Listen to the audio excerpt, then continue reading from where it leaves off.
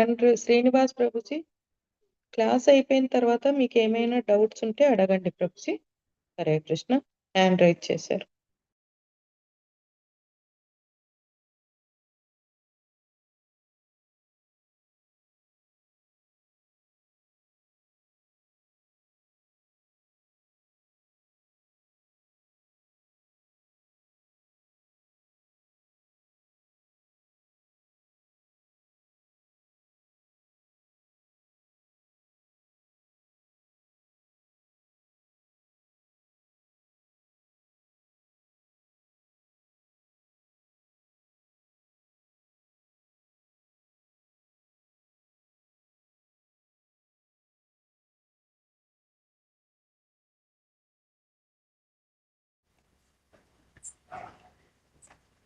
హరే కృష్ణ. అందరికీ ప్రణామాలు.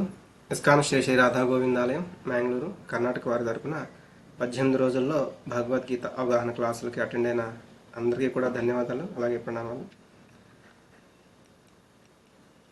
ముందుగా గురు ప్రణామాలు. ఓం అజ్ఞానతిమిరాంధస్య జ్ఞానాంజనశలాకయా చక్షురున్మిళితం యేన తస్మై శ్రీ గురవే నమః. శ్రీ చైతన్యమనోభీష్టం స్థాపితం యేన భూతలే స్వయం రూప కదా మహ్యం దదాతి స్వపదాంతికం. వందేహం శ్రీగురో శ్రీయుతపదకమలం శ్రీగురూన్ వైష్ణవాంశ్చ శ్రీరూపం సాగ్రజాతం సాగర రఘునాథాన్వితం తం సజీవం సాద్వైతం సావధూతం పరిజనసహితం కృష్ణ చైతన్యదేవం శ్రీరాధా కృష్ణపాదాన్ సహగణలలితా శ్రీవిశాఖాన్వితాంశ్చ. నమో విష్ణుపాదాయ కృష్ణప్రేష్ఠాయ భూతలే శ్రీమతే భక్తివేదాంత స్వామితి నామినే. నమస్తే సారస్వతే దేవే గౌరవాణి ప్రచారిణే నిర్విశేష శూన్యవాది పాశ్చాత్య దేశతారిణే.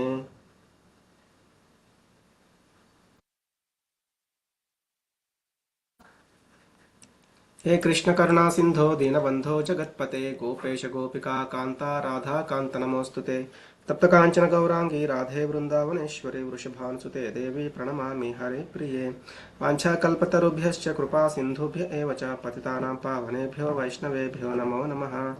जय श्री कृष्ण चैतन्य प्रभु नित्यानंद श्री अद्वैत गदाधर श्रीवासादि गौर भक्त वृंद. हरे कृष्ण कृष्ण कृष्ण हरे हरे हरे राम राम राम हरे हरे. ఈ 18 రోజుల భగవద్గీత అవగాహన క్లాసుల్లో మనం ఈరోజు 4వ అధ్యాయం. ఈ అధ్యాయం పేరు ఏంటంటే దివ్య జ్ఞానం.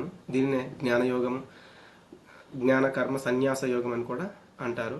మనం ఒకసారి ఇంతకుముందు ఏం చెప్పుకున్నాము, 1, 2, 3 అధ్యాయాల్లో మనం చూసింది కృష్ణుడు అలాగే అర్జునుడు మధ్య కొన్ని సంభాషణలు జరుగుతూ ఉన్నాయి.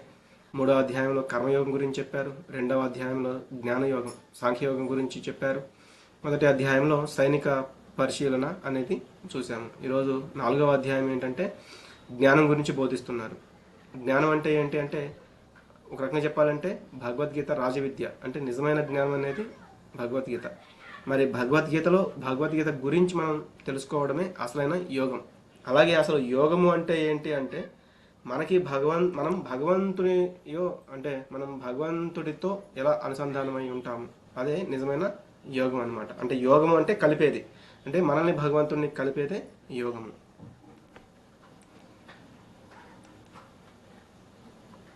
కాబట్టి నిన్న చూసాం మనం కామయేష క్రోధయేష, అంటే ఈ ప్రపంచాన్ని అంతటిని కూడా ఆ కామము అనే ఆ కోరిక అనేది గొప్ప శత్రువు. కాబట్టి దానిని విడిచిపెట్టాలి. అలాగే ఇంద్రియాల పైన మనసు పైన బుద్ధి ఉంటుంది. కాబట్టి మనం ఇంద్రియాలని వశం చేసుకోవాలి. ఆ ఇంద్రియాలని ఎలా అంటే అలా వదిలేయకూడదు అనేది కూడా నిన్న చివరి శ్లోకాల్లో చూడడం జరిగింది. ఇంకా భగవంతుడు కంటిన్యూ చేస్తున్నారనమాట. శ్రీ భగవానువాచ ఇమం వివస్వతే యోగం ప్రోక్తవానహమవ్యయం వివస్వాన్మనవే ప్రాహ మనురిక్ష్వాకవే బ్రవీత్. శ్రీకృష్ణ భగవానుడు పలికెను, నాశనము లేని ఈ యోగ శాస్త్రమును నేను, అంటే భగవంతుడు సూర్యుడు వివస్వానుడికి ఉపదేశించాను. వివస్వానుడు దానిని మానవ జాతి తండ్రి అయిన మనువుకు ఉపదేశించగా మనువు దానిని ఇక్ష్వాకు రాజునకు చెప్పాడు. అంటే అప్పట్లో రాజులు ఎలా ఉండేవాళ్ళు, ధర్మబద్ధంగా పరిపాలిస్తూ ఉండేవాళ్ళు.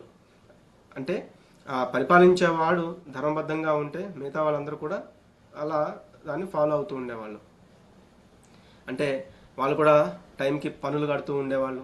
ఇప్పుడు ఎలా అయితే పనులు కడితే మనకి ఈ రోడ్లని వసతులని ఎలా అయితే ప్రభుత్వం చేస్తూ ఉంటుందో అలా అన్నమాట. మరి మనం ప్రభుత్వానికి సరిగా పనులు సరిగా కట్టకపోతే మరి వసతులు అనేవి సరిగా ఉండవన్నమాట. కాబట్టి మనం కూడా పనులు సరిగా కడుతూ ఉండాలి, అలాగే వాళ్ళు కూడా మనకి వసతులు అనేవి కల్పిస్తూ ఉండాలి. ఇట్లా ఈ రెండిట్లో ఏది జరగకపోయినా కూడా అది కరెక్ట్ కాదు. కానీ అప్పట్లో ఏంటి, అంతా కూడా ఈ యొక్క రాజర్షులు అనేవాళ్ళు ఉండేవాళ్ళు. ఆ రాజర్షులు ఏంటి అంటే రాజులుగా ఉంటూనే ఒక ఋషి మార్గంలో ఉన్నట్లు, అంటే దాన్ని పర్ఫెక్ట్గా దాన్ని ఫాలో అవుతూ ఉండేవాళ్ళు. అందుకే భగవంతుడు కూడా ఈ నాశనం లేని ఈ యోగ శాస్త్రం, ఈ భగవద్గీత అనే ఈ యోగ శాస్త్రాన్ని ముందు సూర్యుడికి, అంటే ఆ సూర్యుడి పేరు కూడా చెప్తున్నారు ఇక్కడ, వివస్వానుడు. ఈ వివస్వానుడికి నేను దీన్ని ఉపదేశించాను. ఏదైతే 3వ అధ్యాయంలో అర్జునుడు అడిగారు కదా, ఆయన కొన్ని డౌట్స్ వచ్చింది, దాన్ని అడిగారు. తర్వాత భగవంతుడు చెప్తూ, నీకు ఇప్పుడు ఏదైతే చెప్తున్నానో ఈ జ్ఞానాన్ని నేను ఇంతకు ముందే వివస్వానుడు అంటే సూర్యుడికి ఉపదేశించాను. ఆ వివస్వానుడు మానవ జాతి తండ్రి అయిన మనువు, కాబట్టి ఈ మనువుకి ఉపదేశించాడు. ఆ మనువు అనే పేరు మీదే మనం కూడా ఏంటి మానవ జాతి అలాగే మనుషులము అయ్యాము. ఇప్పుడున్న మనువు పేరు కూడా ఏంటంటే వైవస్వతుడు. ఆ మనువు పేరు కూడా వైవస్వతుడు. ఆ వైవస్వతుడికి ఉపదేశించగా వైవస్వతుడు ఏం చేశాడంటే ఇక్ష్వాక రాజు, మనందరికీ తెలిసిందే. ఇక్ష్వాక వంశము, రాముడి యొక్క వంశం కూడా ఇక్ష్వాక వంశం అన్నమాట. కాబట్టి ఈ యొక్క రాజుకి, ఇక్ష్వాక రాజుకి చెప్పారు ఈ యొక్క శాస్త్రాన్ని, ఈ యోగాన్ని అని చెప్తున్నారు. మనకి ముఖ్యంగా 14 మంది మనువులు అనేవాళ్ళు ఉంటారు. ఇప్పుడు మనకున్న మనువు 7వ మనువు అనమాట, వైవస్వత మనువు. ఈ మనులందరూ కూడా ఏం చేస్తూ ఉంటారంటే ఆ దేవతా లోకాల్లో ఉంటూ వైదిక ధర్మాన్ని నిలిపి సంరక్షిస్తూ ఉండే అధికారం వాళ్ళకి ఇవ్వబడింది అనమాట. అలాగే బ్రహ్మదేవుడి యొక్క ఒక పగలు సమయంలో మొత్తం 14 మంది మనువులు అనేవాళ్ళు ఉంటారు. ఇది కూడా మనం ఈ అధ్యాయంలో చూస్తాము. ఇంకా ఇక్కడ ఏం చెప్తున్నారు, ఏవం పరంపరా ప్రాప్తం ఇమం రాజర్షయో విదుహు సకాలే నేహ మహత యోగో నష్ట పరంతప. ఓ శత్రువులను జయించేవాడా, ఈ దివ్య జ్ఞానము ఈ విధంగా గురుశిష్య పరంపర ద్వారా స్వీకరించబడింది. రాజర్షులు, ఇందాక మనం చెప్పుకున్నాం కదా, రాజర్షులు అంటే వాళ్ళు ఒక క్షత్రియ రాజుగా ఉంటూ కూడా ఋషుల్లాగా ఉంటారు. అంటే దాన్ని పూర్తి శాస్త్రజ్ఞానం అనేది వాళ్ళకి ఉంటుంది. దానిని ఆ విధంగా అర్థం చేసుకున్నారు. కానీ కాలక్రమంలో ఆ పరంపర విచ్ఛిన్నమైనది. అందుకే ఈ యోగము నశిస్తున్నట్లు కనిపిస్తున్నది. అంటే భగవంతుడు మొదటగా వివస్వానుడికి ఇచ్చారు, వివస్వానుడు మళ్ళీ మనువుకి ఇచ్చారు, మనువు నుండి ఇక్ష్వాక రాజుకి వెళ్ళింది. ఇట్లా ఈ పరంపరలో ఇది అట్లా వెళ్తూ ఈ భగవద్గీత జ్ఞానం అనేది వెళ్తూ అది కొంత నష్టం అనేది, యోగో నష్ట పరంతప, అది మళ్ళీ నష్టమైనట్లు కనిపిస్తుంది. కాబట్టి నేను మళ్ళీ నీకు ఇక్కడ దీన్ని చెప్తున్నాను అని చెప్తున్నారు. అందుకే ఈ పరంపర అని కూడా ఒక వార్డ్ వచ్చింది కదా. మరి ఆ పరంపర అంటే ఏంటి అంటే ఈ భగవంతుడి నుంచి ఈ శాస్త్ర జ్ఞానము ఎవరెవరికి వెళ్ళింది, మళ్ళీ వాళ్ళ నుంచి అది ఎవరికి వెళ్ళింది, దీన్నే పరంపర అంటారు అనమాట. అంటే కృష్ణ భగవంతుడి నుంచి బ్రహ్మకి ఇచ్చారు, ఆ బ్రహ్మ నుంచి మధ్వాచార్యకి ఇచ్చారు, మధ్వాచార్య నుంచి ఇట్లా అంటే ఈ వాళ్ళ యొక్క శిష్యులకి అలాగే వాళ్ళ యొక్క శిష్యులకి ఇట్లా వెళ్తూ ఉందన్నమాట. అంటే బ్రహ్మ నుంచి వ్యాస మహర్షికి, వ్యాస మహర్షి నుంచి నారదుడికి, ఇట్లా వ్యాస మహర్షికి నారదుడి నుంచి బ్రహ్మ నుంచి నారదుడికి, నారదుడి నుంచి వ్యాస మహర్షికి, ఇట్లా వెళ్ళేటప్పుడు మధ్వాచార్య నుంచి ఇంకా వాళ్ళ యొక్క శిష్యులకి వెళ్తూ ఉంది. అట్లాగే భగవంతుడి నుంచి లక్ష్మీదేవికి చెప్పబడింది, లక్ష్మీదేవి నుంచి ఆ యొక్క శ్రీ సాంప్రదాయం అంటారు కదా, ఆ శ్రీ సాంప్రదాయంలో ముఖ్యమైన వాళ్ళు ఎవరంటే రామానుజాచార్య. అలాగే భగవంతుడి నుంచి లార్డ్ శివకి, ఆ యొక్క గురుశిష్య పరంపరలో విష్ణుస్వామి అనే ఆయనకు కూడా అది ముఖ్యమైన వాళ్ళు. అట్లాగే భగవంతుడి నుంచి 4 కుమారులు, చతుష్కుమారులు అంటారు, సనక, సనందన, సనాతన, సనత్ కుమారులు అంటారు. వీళ్ళకి ఇవ్వబడింది. వారి నుంచి గురుశిష్య పరంపర అనేది కొనసాగుతూ నింబార్కాచార్య అనేవారు చాలా ముఖ్యమైన వ్యక్తి. ఇట్లా బ్రహ్మ సాంప్రదాయంలో కూడా మధ్వాచార్య. మనము ఇప్పుడు ఇది వింటున్నది కూడా ఈ యొక్క బ్రహ్మ సాంప్రదాయంలో. అందుకే దీని ఏమని చెప్తానంటే బ్రహ్మ మధ్వ గౌడీయ. గౌడీయ అంటే శ్రీ చైతన్య మహాప్రభువు వారు ఈ యొక్క గురు శిష్య పరంపరలో వచ్చి తన శిష్యులకి అందించారు. అందుకే బ్రహ్మ మధ్వ గౌడీయ వైష్ణవ సాంప్రదాయం అని ఈ ఇస్కాన్ అనే దాన్ని, ఇది ఈ యొక్క బ్రహ్మ సాంప్రదాయంలోని ఒక భాగం అనమాట. ఇక్కడ మనం చూస్తే భగవంతుడి నుంచి బ్రహ్మకి, బ్రహ్మ నుంచి నారదుడికి, నారదుడి నుంచి వ్యాస మహర్షికి, ఇట్లా ఇట్లా ఈ ఈ గురు శిష్య పరంపర అనేది వస్తూ ఈ శ్రీల ప్రభుపాదుల వారు అంటే మనకి భగవద్గీత యథాతథము అందించిన ఈ ప్రభుపాదుల వారు కూడా ఇందులో ఉన్నారనమాట. వారి యొక్క గురువు గారు భక్తి సిద్ధాంత సరస్వతి ఠాకూర్లు వారు, వారి యొక్క గురువు గారు భక్తి కిషోర దాసబాబాజీ, ఆయన యొక్క గురువు గారు భక్తి వినోద ఠాకూర్లు వారు. ఇలా ఈ గురు శిష్య పరంపర అనేది ఇంకా మధ్యలో చాలా మంది గురువులు అలాగే అంటే వారి యొక్క గురు శిష్య పరంపర అనేది కొనసాగింది. ఇది మనం ముందు ముందు కూడా ఇంకా చూడొచ్చు. మరి అసలు నిజమైన జ్ఞానం అంటే ఏంటి? భగవంతుడు మరియు భగవత్ విభూతుల జ్ఞానమే నిజమైన జ్ఞానం. అలాగే ఆత్మజ్ఞానం అంటే నేనేంటి, శరీరం కాదు ఆత్మ అని తెలుసుకోవడం.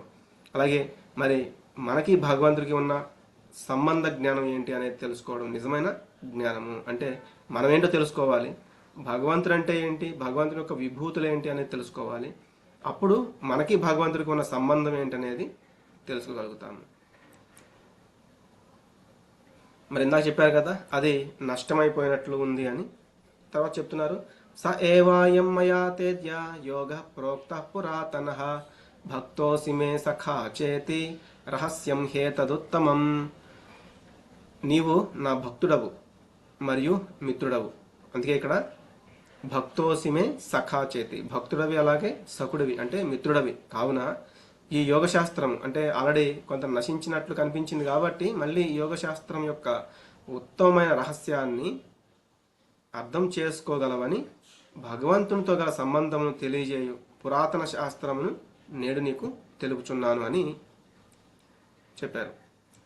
అప్పుడు మళ్ళీ అర్జునుడికి ఒక డౌట్ అనేది వచ్చింది. అర్జున ఉవాచ అపరం భవతో జన్మ పరం జన్మ వివస్వతః కథమే తద్విజానీయాం త్వమాదౌ ప్రోక్తవానితి. అర్జునుడు పలికెను, సూర్యదేవుడైన వివస్వానుడు నీకంటే పూర్వుడు. అట్టియడా నీవు ఈ విద్యని అతనికి ప్రారంభంలోనే ఉపదేశించావు అంటే నేను దాన్ని ఎలా అర్థం చేసుకోవాలి అనేది చెప్తున్నాడు.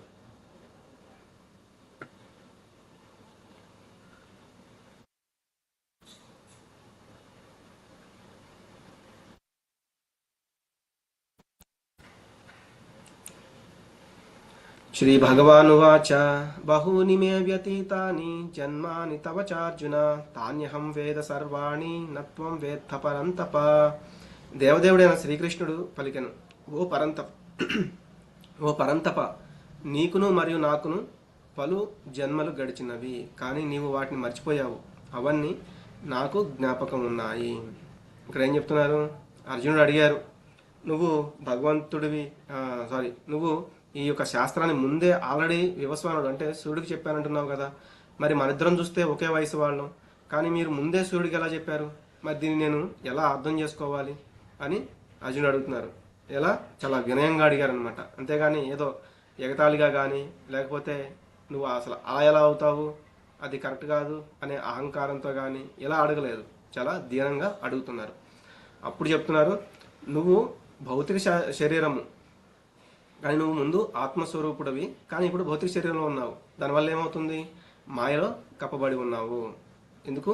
భౌతిక శరీరం వచ్చిన దానివల్ల ఆ పూర్వజన్మల గురించి నీకు అవగాహన అనేది లేదు. కానీ నేను మాయకు లోబడి లేను, జరిగింది జరగబోయేది మొత్తం కూడా నాకు తెలుసు కాబట్టి నేను నీకు చెబుతున్నాను అని చెప్తున్నారు. మనం అందుకే భగవద్గీత మొదటి రోజు కూడా మనం చూసాము. భగవద్గీతలో ముఖ్యంగా 5 విషయాల గురించి చెప్తున్నారు. భగవాన్ అంటే పరమాత్మ గురించి, అలాగే జీవుడు గురించి, అలాగే కాలం గురించి, అలాగే కర్మ గురించి, అలాగే ప్రకృతి గురించి. ఇప్పుడు మనం ఈ భగవద్గీత ఎప్పుడు వచ్చింది, ఇది సూర్యుడికి ఎలా చెప్పబడేది, ఇదంతా కూడా ఒక కాల గణలో మనం చూస్తే ఈ కలియుగం అనేది 4,32,000 సంవత్సరాలు అనేది ఉంటుంది.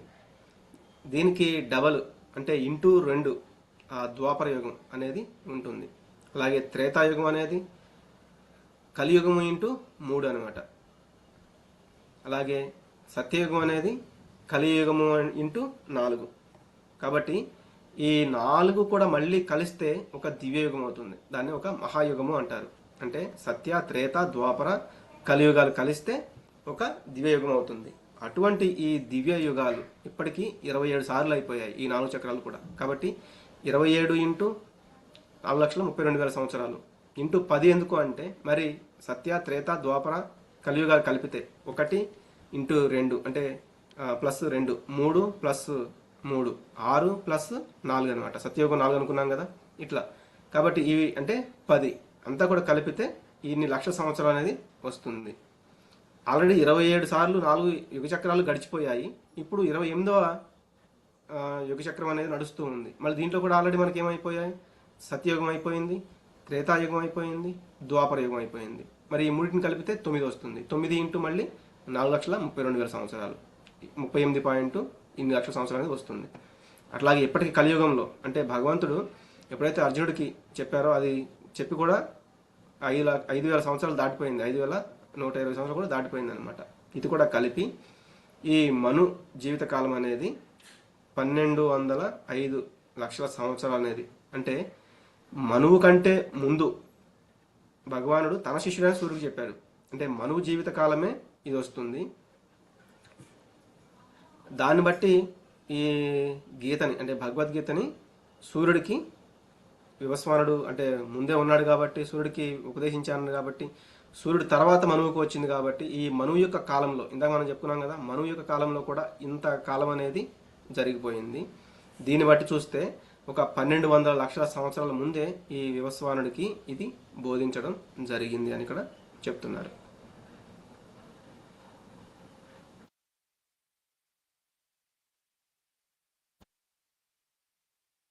అజోపి సన్నవ్యయాత్మా భూతానామీశ్వరోపి సన్ ప్రకృతిం స్వామధిష్ఠాయ సంభవామ్యాత్మ మాయయా.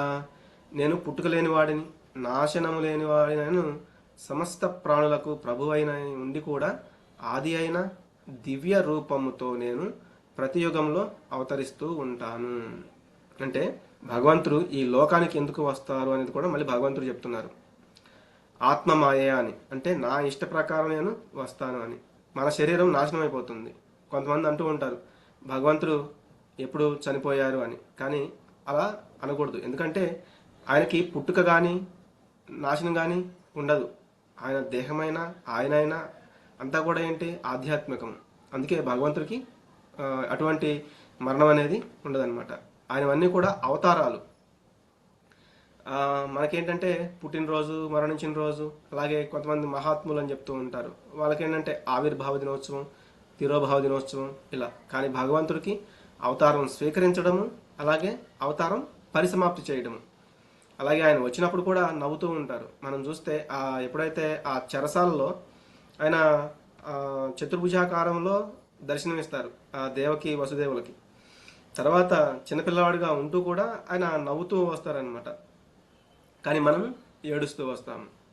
అలాగే ఆయన ఈ మానవ రూపంలో అర్జునుడి ఎదుట నిలిచి ఉన్నంత మాత్రాన ఆయన్ని మానవులతో సమానంగా చూడకూడదు. ఉదాహరణకి ఒక్కొక్కసారి దేశానికి సంబంధించిన ప్రధానమంత్రి వీళ్ళు జైలుకి చూడడానికి వెళ్తూ ఉంటారు. అక్కడ కార్యక్రమాలు ఎలా జరుగుతున్నాయి, అలాగే ఖైదీలు ఎలా ఉన్నారు, వీళ్ళని చూడడానికి వెళ్తూ ఉంటారు. అప్పుడు కొంతమంది ఏమనుకుంటారు, వాళ్ళు కూడా ఒక ఖైదీల్లో ఒకడేమో అని. కానీ జస్ట్ వాళ్ళు ఏంటి, చెక్ చేయడానికి వచ్చారు అని అర్థం చేసుకోవాలన్నమాట. అదేవిధంగా భగవంతుడు కూడా ఒక్కొక్కసారి ఈ యొక్క భౌతిక లోకాలకి అవతరిస్తూ ఉంటారు. అందువల్ల అతని యొక్క దైవీ గుణాలు కానీ దివ్యశక్తులు కానీ ఎటువంటి తగ్గిపోవడం కానీ ఇటువంటివి ఏమీ ఉండవు. మరి భగవంతుని యొక్క అవతారం ఎందుకు అనేది ఒకసారి ఒక రాజు అడిగాడంట. మరి అసలు మీ దేవుడు ఎందుకు అవతరిస్తాడు, అక్కడి నుంచి అందరినీ కాపాడవచ్చు కదా అని ఒక మంత్రితో. అప్పుడు ఆ మంత్రి చెప్పాడంట, సరే రేపు ఒకసారి మీ పుత్రుని తీసుకుని పలా నది దగ్గరకు రండి, అక్కడ ఒకసారి చూద్దాము, కలుద్దాము అని. సరే ఆ తర్వాత రాజు తన యొక్క కొడుకుని తీసుకుని ఆ నది ఒడ్డుకి వెళ్ళాడు. అప్పుడు ఆల్రెడీ మంత్రి ఏం చేశాడు, ఒక పడవని రెడీగా పెట్టాడు. పడవ నడిపే వాడిని కూడా అంతా మాట్లాడి పెట్టాడు. వాళ్ళని ఆ పడవలో ఎక్కించుకుని వెళ్తూ వెళ్తూ ఏం చేశాడంటే ఆ రాజు వచ్చాడంటే కొంతమంది సైనికులు ఉంటారు కదా, ఆ సైనికుల్లో ఒక సైనికుడిని తోసేస్తారనమాట నీళ్ళలోకి. అప్పుడు అతను రాజు ఏమంటాడంటే తొందరగా దిగి అతన్ని కాపాడండి అని ఇంకొకళ్ళకి చెప్తాడు, ఆజ్ఞ వేస్తాడు. అప్పుడు వేరే వాళ్ళు దూకి అతన్ని కాపాడి తీసుకొస్తారు. ఎందుకు ఇలా చేశావు అని అడుగుతాడు అనమాట. మంత్రి సమాధానం చెప్పకుండా వెంటనే ఆ రాకుమారుని తీసుకొచ్చారు కదా, ఆ రాకుమారుని నీళ్ళలోకి తోసేస్తాడు. రాజు ఏం చేస్తాడంటే వెంటనే దూకేసి తన యొక్క పుత్రుని కాపాడుకుని బోట్లో ఎక్కిన తర్వాత మంత్రి మీద కోపంతో నీకు ఇది శిక్ష పడుతుంది, నువ్వు ఎందుకు ఇలా చేసావని అడుగుతాడు. చూసారా, ఇందాక ఒక భటుడు నీళ్ళ పడిపోతే అతన్ని రక్షించమని మీరు ఆజ్ఞాపించారు, కానీ ఎప్పుడైతే మీ పుత్రుడు నీళ్ళ పడిపోయాడో వెంటనే మీరే దిగి కాపాడుకున్నారు. అలాగే భగవంతుడు కూడా వాళ్ళ యొక్క మనకి ఈ శ్లోకాల్లో చెప్తున్నారు, అతని యొక్క భక్తులను కాపాడడానికి వస్తూ ఉంటారు అని చెప్తారనమాట. కాబట్టి భగవంతుని యొక్క ఆయన యొక్క జ్ఞాపకం ఏంటి, ఆయన శాశ్వతం మరియు అంటే సత్ చిత్ అనమాట. అలాగే జీవాత్మ ఏంటంటే అన్ని మర్చిపోతూ ఉంటాడు, గత జన్మలోని కూడా మర్చిపోతూ ఉంటాడు. శాశ్వతమైన అంశే, కానీ అతను మర్చిపోతూ ఉంటాడు. అలాగే అతను స్వకల్పనతో అవతరిస్తాడు. ఆత్మమాయ అని చెప్పారు కదా, ఆత్మమాయ సంభవామి అని చెప్పారు కదా, అట్లా ఆయన తన యొక్క సొంత కల్పనతో అవతరిస్తారు. కానీ మనం ఏంటంటే మన కర్మఫలం ఆధారంగా మనం జన్మ తీసుకోవాల్సి ఉంటుంది. అలాగే ఆయన ఆధ్యాత్మిక శరీరంతో అవతరిస్తారు, అందుకే సచ్చిత్ ఆనంద రూపం అయింది. మనం భౌతిక శరీరాన్ని అంగీకరిస్తాం కాబట్టి ఇది అసత్ అనమాట. అంటే అది భౌతిక దేహం అనేది శాశ్వతమైనది కాదు, అది నాశనం అయిపోతూ ఉంటుంది. అలాగే దానికి సంపూర్ణమైన జ్ఞానం అనేది ఉండదు, అలాగే అది సంపూర్ణమైన ఆనందాన్ని అనుభవించలేదు. అలాగే భగవంతునికి శరీరానికి మరియు ఆత్మకి భేదం అనేది ఉండదు, కానీ మనకి ఆత్మ వేరు, స్థూల మరియు సూక్ష్మ శరీరం అనేది వేరు. అందుకే ఆయనకి ప్రతి జన్మ కూడా గుర్తుంటుంది. మనం మాత్రం శరీరం మార్చినప్పుడల్లా గత జన్మని మనం మర్చిపోతూ ఉంటాం. మరి కృష్ణుడు భూమి మీదకి ఎప్పుడు వస్తారు? యదా యదా హి ధర్మస్య గ్లానిర్భవతి భారత అభ్యుత్థానమ ధర్మస్య తదాత్మానం సృజామ్యహం. ఓ భరతవంశీయుడ, ఎప్పుడెప్పుడు ఎక్కడెక్కడ ధర్మాచరణకు హాని కలుగుతుండనో మరియు అధర్మము పెరుగునో ఆ సమయంలో నేను స్వయంగా అవతరిస్తాను. పరిత్రాణాయ సాధూనాం వినాశాయ చ దుష్కృతాం ధర్మ సంస్థాపనార్థాయ సంభవామి యుగే యుగే. సజ్జనులను రక్షించుకొనుటకు, దుర్జనులను శిక్షించుట కొరకు మరియు ధర్మ సంస్థాపనకు నేను ప్రతి యుగంలోనూ స్వయంగా అవతరిస్తారు. కాబట్టి ఎప్పుడెప్పుడైతే ధర్మానికి నష్టం వాటిల్లుతుందో, అధర్మం వృద్ధి చెందుతుందో అప్పుడు ఆయన అవతారం స్వీకరిస్తారు. ఇంకా సాధువులను రక్షించడానికి, ఇందాక మనం చెప్పుకున్నాం కదా, భక్తులను రక్షించుకోవడానికి ఆయన ప్రతిసారి అవతారం అనేది తీసుకుంటూ ఉంటారనమాట. అదే సమయంలో ఎలాగూ దుష్టుల యొక్క శిక్షణ కూడా జరిగిపోతూ ఉంటుంది.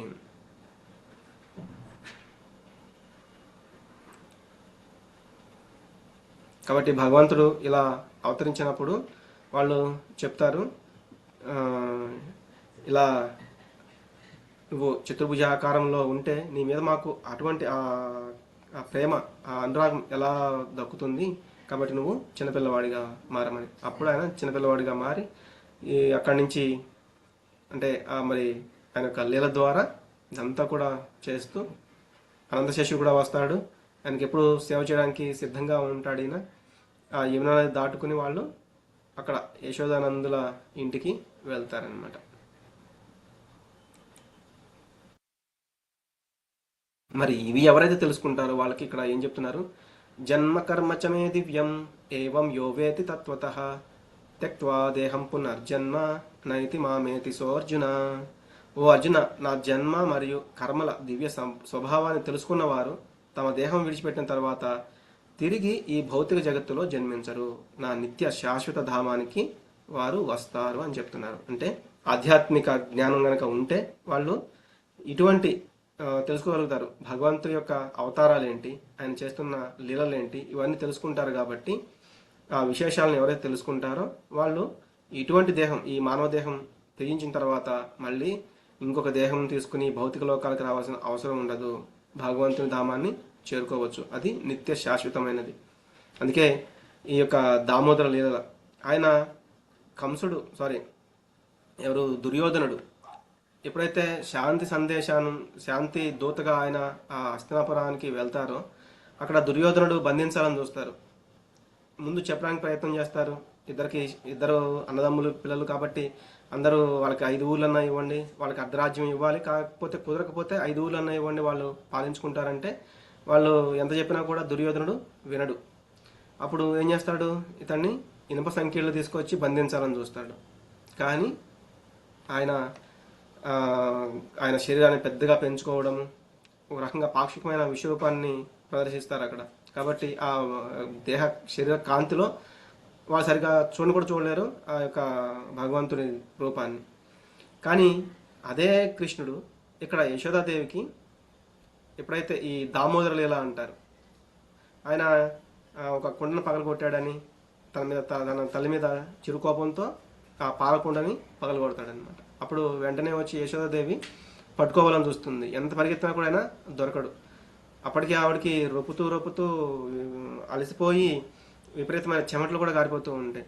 అప్పుడు నిన్ను ఇంకా ఎలా పట్టుకొని కృష్ణ అని ఆవిడ అలసిపోతున్న చూసి కృష్ణుడు తన యొక్క ప్రేమతో కట్టబడతాడనమాట. ఆ యశోదాదేవి యొక్క ప్రేమతో ఆ తాడు తీసుకొచ్చి కట్టాలని చూస్తే కూడా ఆ తాడు కూడా సరిపోతూ ఉండదు. ఎన్నిసార్లు ప్రయత్నం చేసినా 2 ఇంచులనే తగ్గుతూ ఉంటుంది. మళ్ళీ తీసుకొచ్చి ఇంకొక తాడు ముడేసి మళ్ళీ కట్టినా కూడా మళ్ళీ తగ్గుతూ ఉంటుంది. అలా ఉంటాయి అన్నమాట భగవంతుని యొక్క లీలలు. ఇటువంటి వాటిని ఎవరైతే తెలుసుకుంటారో, అంటే ఆ ప్రేమ ఎవరైతే తెలుసుకుంటారో వాళ్ళు, అంటే భగవంతుని యొక్క అవతారాలు ఆయన చేసే ఇటువంటి కర్మలు, లీలలు, ఇటువంటి వాటిని ఎవరైతే తెలుసుకుంటారో మళ్ళీ వాళ్ళు ఇక్కడికి రావాల్సిన, ఈ భౌతిక జగత్తుకు రావాల్సిన అవసరం అనేది ఉండదు. వీతరాగ భయ క్రోధ మన్మయా మాముపాశ్రితాః బహవో జ్ఞాన తపసా పూతా మద్భావమాగతాః. అనురాగము, భయము, కోపము విడిచిపెట్టి నన్నే ఆశ్రయించి నాయందే మనసు లగ్నము చేసి ఎంతోమంది ఇంతకు పూర్వం నా యొక్క జ్ఞానముచే పవిత్రులయ్యారు. ఆ విధంగా వారందరూ నా దివ్య ప్రేమను పొందారు. ఇక్కడ ఆసక్తి అంటే అనురాగమని, అలాగే భయాన్ని, కోపాన్ని విడిచిపెట్టాలని చెప్తున్నారు. ఎందుకు ఆసక్తి? ఇక్కడ ఉన్నాటి మీద మనకి మోహం అనేది ఉంది అంటే అప్పుడు మనకి ఏదైతే అనుకుంటున్నామో అది కావాలని అనిపిస్తూ ఉంటుంది. అది నిన్న చూసాం కదా, యజ్ఞార్థాత్ కర్మణో నేత్ర. అంటే మనం ఏదైతే భగవంతుని యొక్క, అంటే విష్ణు ప్రీత్యర్థము కర్మలు చేస్తామో అది కర్మ బంధనం అనేది ఉండదు. కానీ మన యొక్క ఆసక్తితో మనం కర్మ చేస్తామో అది మనల్ని బంధిస్తుంది అనమాట. అలాగే భయము, అంటే మనం ఏది చేయాలో ఏది చేయకూడదో అనే భయం ఎప్పుడు మనల్ని భగవంతుని వైపు కూడా వెళ్ళనివ్వదు. కానీ భగవంతుడు మనల్ని కాపాడుతాడనే ఆ భయాన్ని మనం వదిలేయాలి. అలాగే క్రోధము, ఈ క్రోధం కూడా మనల్ని నాశనం చేస్తూ ఉంటుంది. చాలామంది ఈ క్రోధాన్ని ఎలా తగ్గించుకోవాలని కూడా చాలా ప్రయత్నాలు అనేవి చేస్తూ ఉంటారనమాట. కాబట్టి ఇటువంటి వాటిని విడిచిపెట్టి భగవంతుని ఎప్పుడైతే మనం ఆశ్రయిస్తామో, మన మనసుని లగ్నం చేస్తామో, అప్పుడు మనం భగవంతుడి యొక్క జ్ఞానాన్ని తెలుసుకుని పవిత్రులు అవ్వచ్చు. అది ఎలా అంటే ఇంతకుముందు కూడా దీన్ని తెలుసుకుని చాలామంది పవిత్రులు అయ్యారు అని చెప్తున్నారు.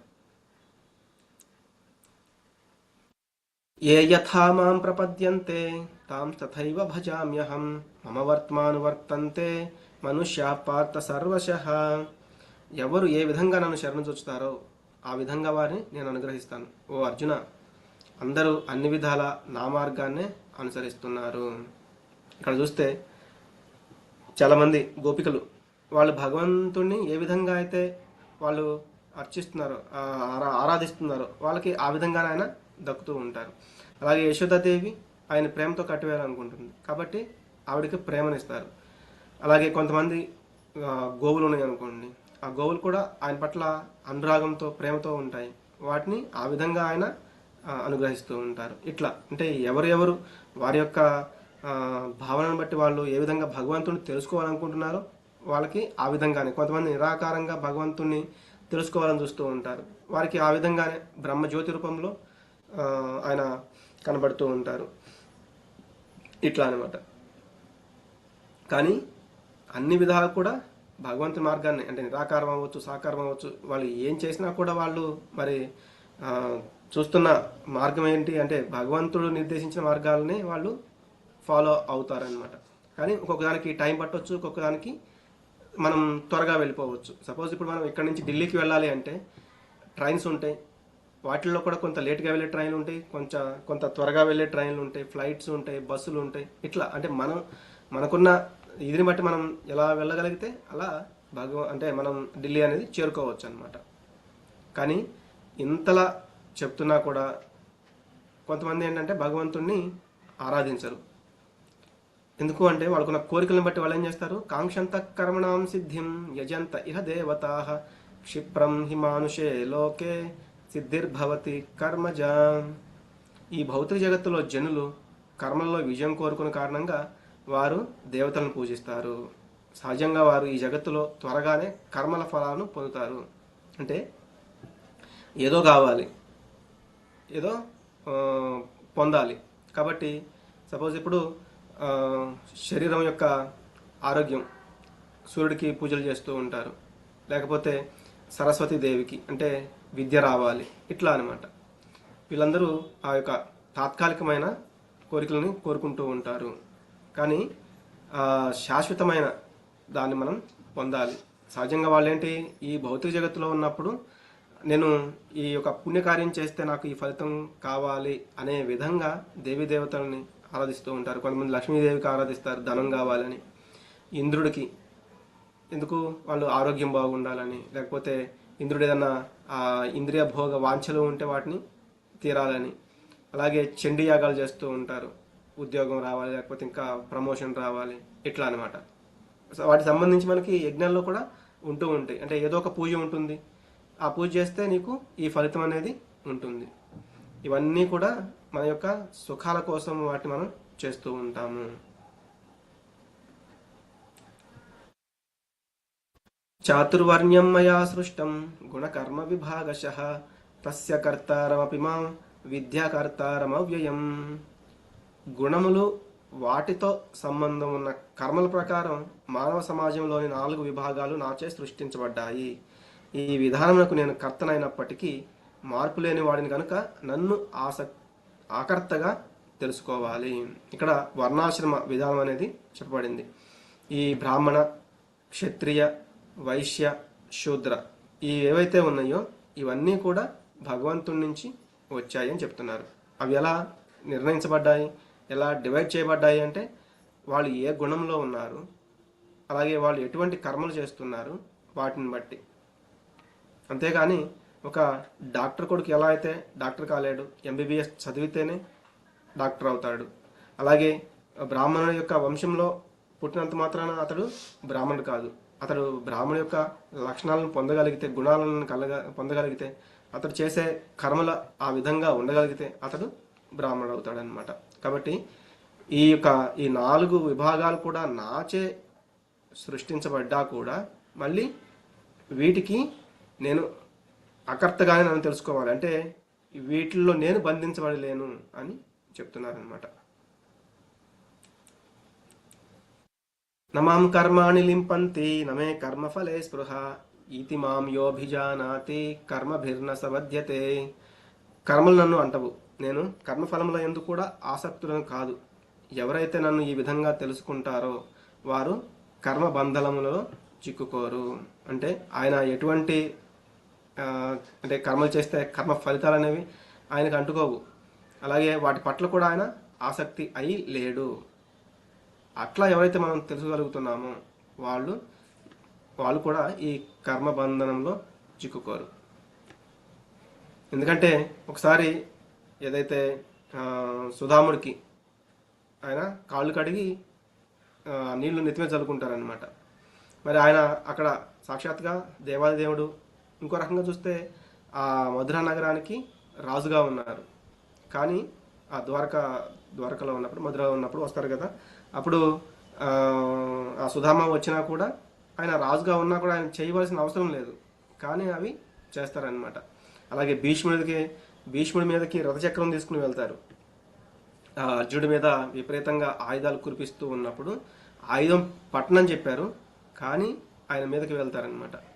అంటే ఆయన అక్కడ అటువంటిది కూడా చేయవలసిన అవసరం లేదు, కానీ అక్కడ తన భక్తుల్ని రక్షించుకునే విధంలో చేస్తున్నట్టుగా మనకి చెప్తారనమాట.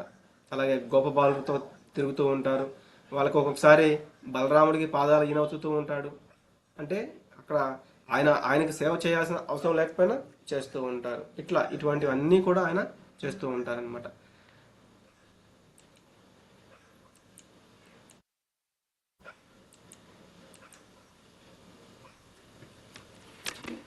ఓకే, ఇది మనం చూస్తే మనము నేను చూసాం కదా, మాయ చేత మనం నియంత్రించబడుతూ ఉంటాం. మనం తాత్కాలికమైనది మన శరీరం, కానీ భగవంతుడిది అలా కాదు.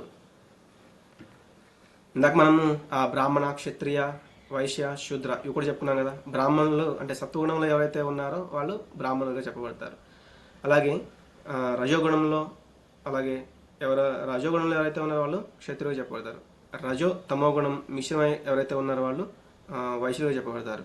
అలాగే తమో గుణంలో ఎవరైతే ఉన్నారో వాళ్ళు శూద్రులుగా చెప్పబడతారు. కానీ భగవంతుడు ఏం చెప్తారంటే, ఎవరు ఏ గుణంలో ఉన్నా కూడా భగవంతుని యొక్క కార్యాలు నెలకొనగలిగితే వాళ్ళు భగవంతుని చేరుకోవచ్చని కూడా తెలుసుకోవాలి.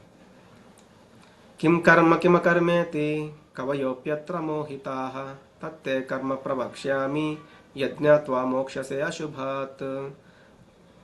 కర్మ అంటే ఏంటి, అకర్మ అంటే ఏంటి అని అర్థం చేసుకోవడంలో వివేకవంతులు కూడా తికమక పడుతున్నారు.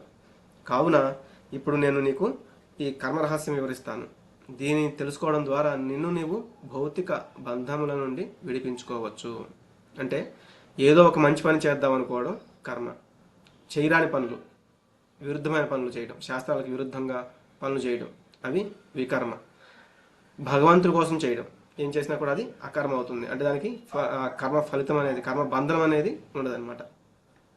మనం చూస్తాం, మనం హనుమంతుని చూసాము, 2వ అధ్యాయంలో చెప్పుకున్నాం కదా. అలాగే నారదుడు, అతను కూడా ఏం చేసినా భగవంతుని ప్రీత్యార్థం ముల్లోకాలు తిరుగుతూ భగవంతుని ప్రీత్యార్థం అన్ని కూడా చేస్తూ ఉంటాడు. అదంతా కూడా ఏంటి, అకర్మ అనమాట. కాబట్టి ఈ కర్మ అనే దాన్ని తెలుసుకోవడం కూడా చాలా కష్టం.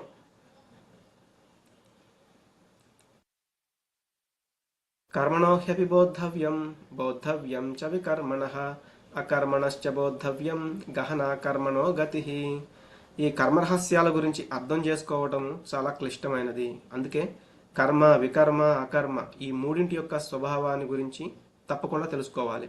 ఎందుకంటే ఎప్పుడైతే మనం తెలుసుకుంటామో అప్పుడు మనము ఏవి చేయకూడదో వాటికి దూరంగా అయినా ఉండగలుగుతాము.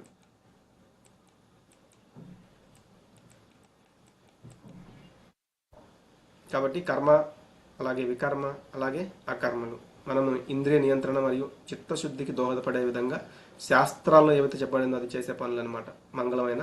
మంగళకరమైన పనులు ఇవి. అలాగే వికర్మలు అంటే వాటికి విరుద్ధంగా, అంటే ఇతరులకి హాని కలిగించేవి, మనకి హాని కలిగించేవి, మనల్ని అధపదానికి దారి తీసేవి ఈ వికర్మలు. అకర్మలు అంటే ఏంటంటే ఫలాసక్తి లేకుండా కేవలం మనం భగవంతుని ప్రీతి కోసం చేసే పనులు. వీటికి కర్మ ప్రతిక్రియలు అనేవి ఉండవు. ఇవి జీవాత్మని బంధించవు అని చెప్తున్నారు.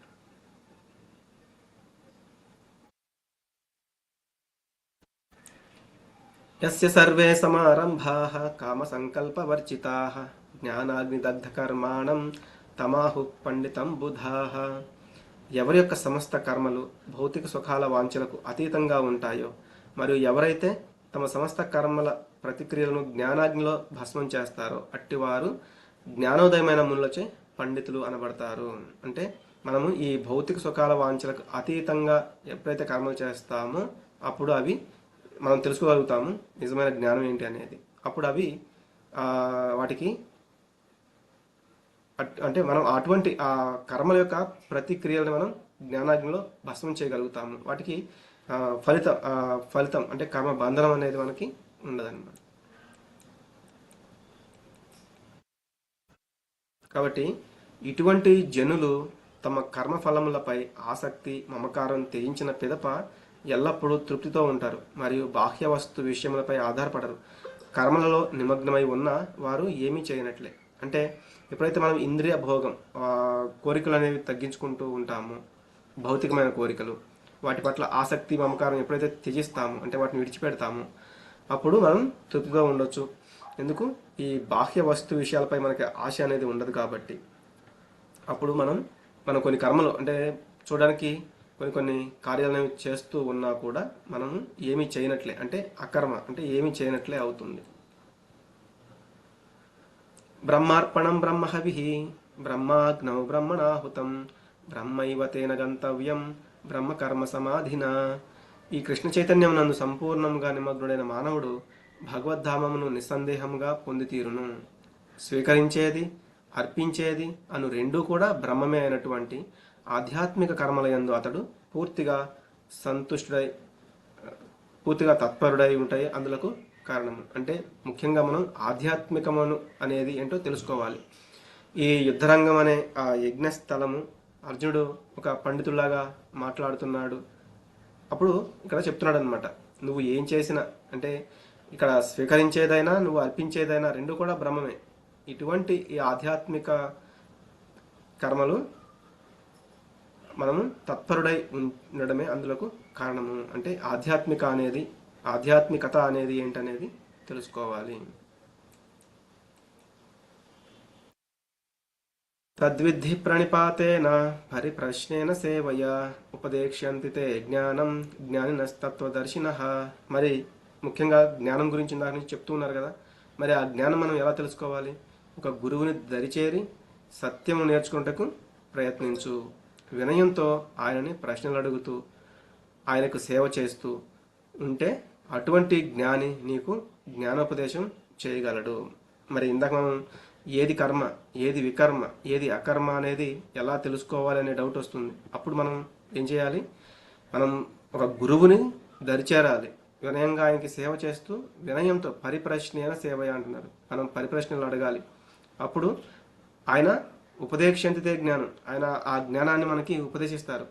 ఎలా ఆయనకి ఆ జ్ఞానం అనేది తెలుసు అంటే జ్ఞాన తత్వదర్శన, ఆయన ఆల్రెడీ ఆ జ్ఞానాన్ని దర్శించారు కాబట్టి మనకి ఆ జ్ఞానం అనేది చెప్పగలుగుతారు. అందుకే మనం కంపల్సరిగా ఒక గురువుని అనేది ఆశ్రయించాలి అనేది చెప్తున్నారు అనమాట. ఆ గురువు కూడా ఎలా ఉండాలి అనేది మనం చూసాం కదా. 4 సాంప్రదాయాలు అనేవి ఉన్నాయి: బ్రహ్మ సాంప్రదాయము, స్త్రీ సాంప్రదాయము, రుద్ర సాంప్రదాయము, అలాగే కుమార్ సాంప్రదాయం. ఈ 4 సాంప్రదాయాలు ఏమిటంటే ఈ ప్రామాణికమైనవి, ఈ గురు శిష్య పరంపరలు. అంటే ఒక గురువు తన యొక్క శిష్యుడికి ఉపదేశిస్తాడు, మళ్ళీ ఆ శిష్యుడు ఏమవుతాడు? గురువు అయ్యి మళ్ళీ తన శిష్యులకి ఉపదేశిస్తాడు. ఇలా ఈ యొక్క కంటిన్యూటీ అనేది వెళ్తూ ఉంటుందన్నమాట. ఎలా అంటే ఇప్పుడు మనము ఒక మెడిసిన్ తీసుకోవాలి అంటే వైద్యుడు చెప్పిన విధంగా కానీ, లేకపోతే వైద్యుడి దగ్గర నుంచి తన యొక్క అటెండర్, నర్సు అనేవాళ్ళు వినుంటారు కాబట్టి అతను మనకి చెప్పగలుగుతాడు. అలా కాకుండా మనము వాళ్ళు చెప్పినట్టుగా కాకుండా మనం తోచినట్లుగా మనం చేస్తే ఆ యొక్క మెడిసిన్ అనేది పనిచేయకపోవచ్చు, లేకపోతే విరుద్ధంగా కూడా పనిచేయవచ్చు అనమాట. కాబట్టి మనం ఆ విధంగా దాన్ని అర్థం చేసుకోవాలి. ఆధ్యాత్మిక గురువు మనకి యథార్థాన్ని చెప్పగలుగుతాడు అనేది చెప్తున్నారు.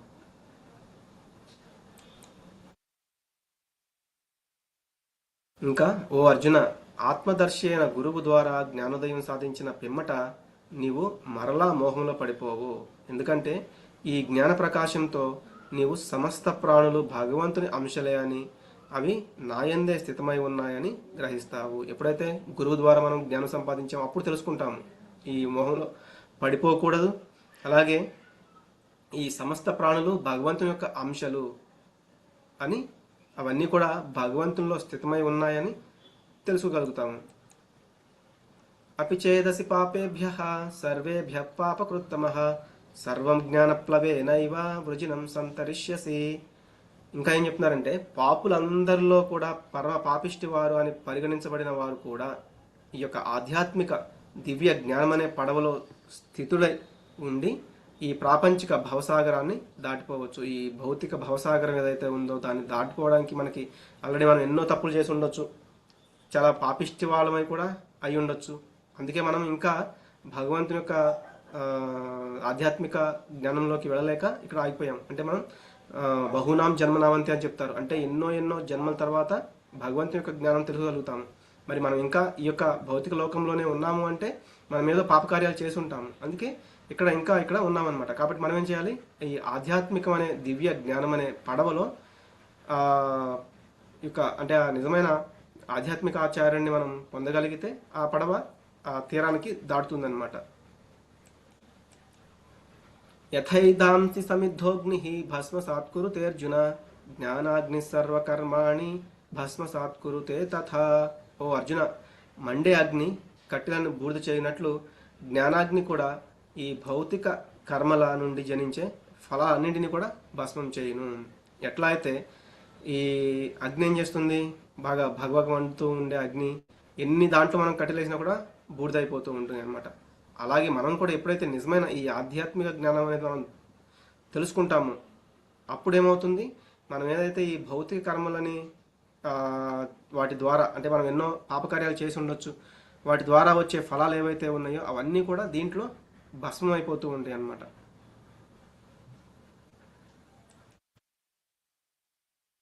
శ్రద్ధావాన్ లభతే జ్ఞానం తత్పర సంయతేంద్రియ జ్ఞానం లబ్ధ్వా పరాం శాంతిం అచిరేణాధిగచ్చతి.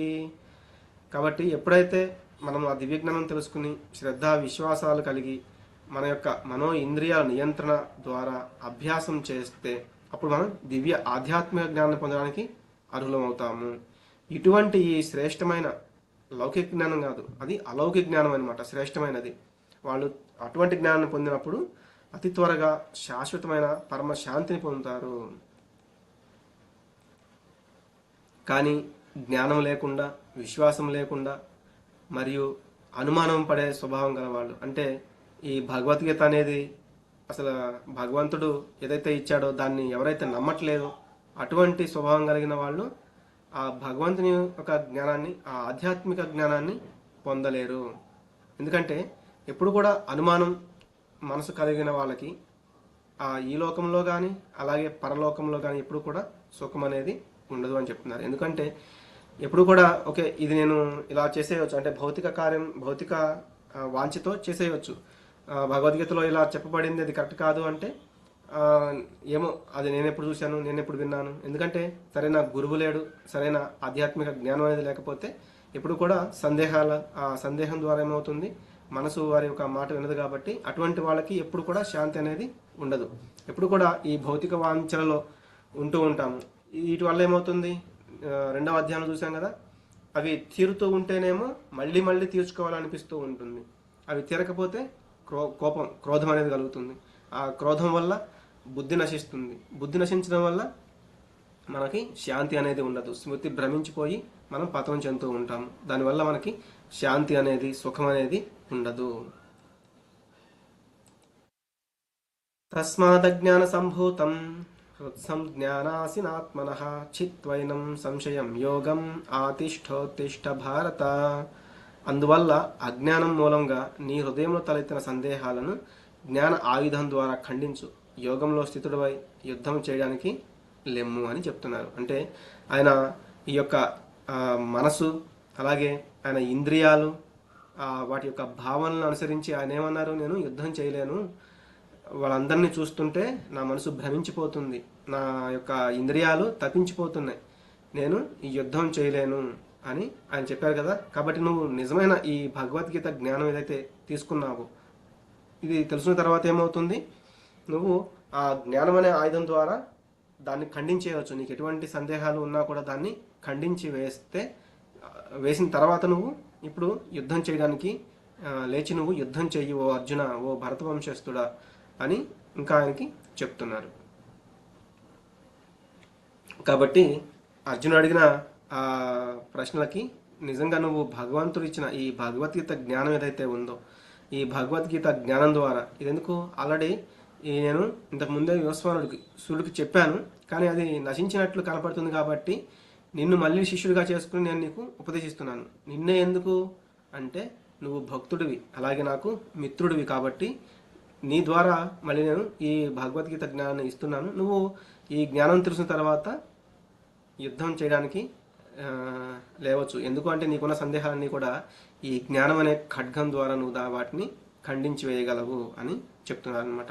కాబట్టి మనం కూడా ఆధ్యాత్మిక ఆచార్యం యొక్క బోధన ద్వారా నిజమైన జ్ఞానాన్ని తీసుకుని మనం కూడా ఈ మనకున్న సందేహాలని ఎలా తొలగించుకోవాలో తెలుసుకోవచ్చు అనమాట. హరే కృష్ణ. అందరికీ కృష్ణం వందే జగద్గురుం. వాంఛాకల్పతరుభ్యశ్చ కృపా సింధుభ్య ఏవ చ పతితానాం పావనేభ్యో వైష్ణవేభ్యో నమో నమః. అనంతకోటి వైష్ణవ బృంద్ की जय. नामाचार्य श्री हरदास ठाकुर की जय. पतित पावन श्री प्रभुपाद की जय. श्रीमद् भगवत गीता ग्रंथाనికి जय. हरे कृष्ण कृष्ण कृष्ण हरे हरे, हरे राम राम राम हरे हरे. ఇది ఈ రోజు మనం 4వ అధ్యాయము చూసాము. రేపు 5వ అధ్యాయము. ఆల్రెడీ మనకి 3వ అధ్యాయంలో కర్మ ఎందుకు చేయమంటున్నావు అని అడిగారు. రేపటి అధ్యాయంలో కూడా దాని యొక్క ఇంకా వివరణ అనేది ఉంటుంది. అందరూ కూడా అటెండ్ అవ్వడానికి ప్రయత్నం చేయండి. ఈరోజు మనం ఇక్కడితో విరామం